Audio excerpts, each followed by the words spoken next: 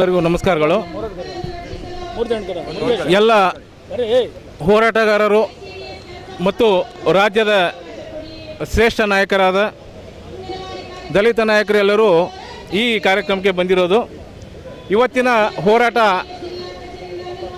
SC/SB ಮತ್ತು TSP ಯೋಜನೆಯಡಿಯಲ್ಲಿ ದಲಿತರ ಲಕ್ಷಾಂತರ ಕೋಟಿ ಹಣವನ್ನು ಗ್ಯಾರಂಟಿ ಯೋಜನೆಗಳಿಗೆ ದುರ್ಬಳಕೆ ಮಾಡುತ್ತಿರುವುದನ್ನು ನಿಲ್ಲಿಸಿ ಏಕಗವಾಸಿ ಪದ್ಧತಿ ಅನ್ನೋದನ್ನು ಈ ಕಾರ್ಯಕ್ರಮದ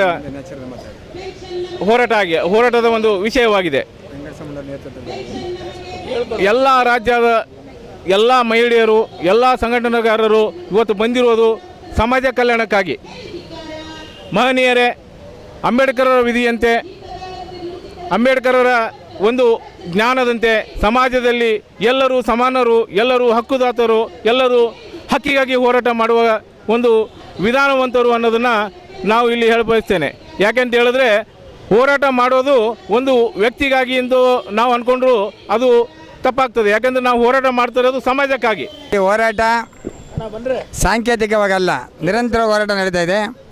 ಸನ್ಮಾನ್ಯ ನಮ್ಮ SST ರಾಜ್ಯ ಸಮತಾ ಸಮಿತಿಗಳ ರಾಜ್ಯಾಧ್ಯಕ್ಷರ M ವೆಂಕಟೇಶಮ್ಮಣ್ಣವರ ನೇತೃತ್ವದಲ್ಲಿ ನಿರಂತರವಾಗಿ ಹೋರಾಟಗಳನ್ನ ಮಾಡ್ತಾಯಿದ್ದೀವಿ.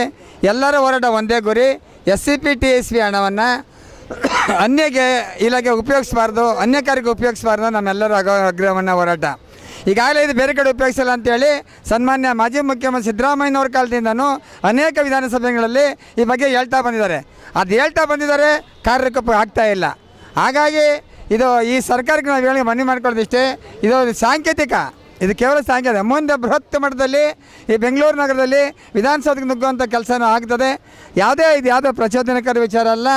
ದಲಿತರ ಮೇಲೆ ಈ ಸರ್ಕಾರದ ಮೇಲೆ ಎಲ್ಲವನ್ನೂ ದಮನ ಮಾಡಬೇಕು. ಯಾವುದೇ ಕಾರಣಕ್ಕೂ ಸಮಾಜ ಕಲ್ಯಾಣಕ್ಕೆ ಮೀಸಲಾಗಿರೋನ್ನ SCP TSP ಹಣನ ಗ್ಯಾರಂಟಿ ಯೋಜನೆ ಇನ್ನು ಮುಂದಾದರೂ ನಿಲ್ಲಿಸಿ ಅಂತ ನಿರಂತರ ಹೋರಾಟ ಮಾಡ್ಕೊಂಬಂದಿದ್ದೆ ಕಳೆದ 3 ವರ್ಷದಿಂದ. ಹಾಗಾಗಿ ಆಶ್ವಾಸನೆ ವಿಧಾನಸೌಧದಲ್ಲಿದೆ, ದಾಖಲೆಗಳಲ್ಲಿದೆ, ಆದರೂ ಅದಕ್ಕೆ ಕಾರ್ಯಗತ ಆಗ್ತಾ ಇಲ್ಲ. ದಯಮಾಡಿ ಸರ್ಕಾರಕ್ಕೆ ನಾವು ಮನವಿಯನ್ನು ಮಾಡ್ಕೊಳ್ತಾ ಇದ್ದೀವಿ, ಇದು ಉಗ್ರ ರೂಪವಾಗಿ ನೀವು ಅವಕಾಶ ಕೊಡೋದು ಬೇಡ. ದಯಮಾಡಿ ನಮ್ಮ ಹಣವನ್ನು ನಮ್ಮ ದಲಿತ ಉದ್ಧಾರಕ್ಕಾಗಿ ಕೊಡಿ. ಅನೇಕ ಸ್ಕೀಮ್ಗಳು ಏನಿದೆ ಎಲ್ಲ ನಮಗೋಸ್ಕರ, ನಮಗೆ ಮೀಸಲು ನಮ್ಮದು ಕೊಡಿ. ನಮ್ಮನ್ನು ಬೇರೆ ಕೊಡಬೇಡಿ. ನಾವು ಬೇರೆ ತಟ್ಟೆಗೆ ಕೈ ಹಾಕ್ತಾ ಇಲ್ಲ, ನಮ್ಮ ತಟ್ಟೆಗೆ ಕೈ ಹಾಕೋದು ಯಾರು ಬೇಡ ಅಂಥೇಳಿ ನಮ್ಮ ಸನ್ಮಾನ್ಯ ವೆಂಕಟೇಶಮ್ಮಣ್ಣವರು ಹಾಗೂ ಅನೇಕ ನಮ್ಮ ರಾಜ್ಯ ನಾಯಕರಾದಂಥ ನಮ್ಮ ಬೇರ್ಮನ್ ರಾಜಣ್ಣ ಇರ್ಬೋದು, ನಮ್ಮ ಮನಶಂಕರನಾಗ್ ಇರ್ಬೋದು, ಯನ್ಮೂರ್ತಿ ದೀಗ್ತಾನೆ ಬರ್ತಾ ಇದ್ದಾರೆ, ಅನೇಕ ಮುಖಂಡರು, ಎಲ್ಲ ಸಂಘ ಸಂಸ್ಥೆ ಮುಖಂಡಗಳು ಹಿಂದೆ ಹಾಕೊಳ್ಳೋ ಹೋರಾಟ ವೇದಿಕೆ ಸಹ ಸಂಪೂರ್ಣ ಬೆಂಬಲ ಸೂಚಿಸಿ ಇವತ್ತಿನ ಒಂದು ಕಾರ್ಯಕ್ರಮನ ನಾವು ಭಾಳ ಒಂದು ಸಾಂಗತಿಕ ಗಟ್ಟಿಯಾಗಿ ನಾವು ಇವತ್ತು ನಿಲುವನ್ನು ಪ್ರಕಟಿಸ್ತಾ ಇದ್ದೀವಿ. ಯಾವುದೇ ಕಾರಣಕ್ಕೂ ಇನ್ನು ಮುಂದೆ ನಾವು ನಮ್ಮ ಹಣನ ಬೇರೆ ಕಡೆಗೆ ಹೋದರೆ ಮುಂದೆ ಆಗತಕ್ಕ ಅನಾಹುತಗಳಿಗೆ ಸರ್ಕಾರವೇ ಕಾರಣ ಆಗುತ್ತೆ.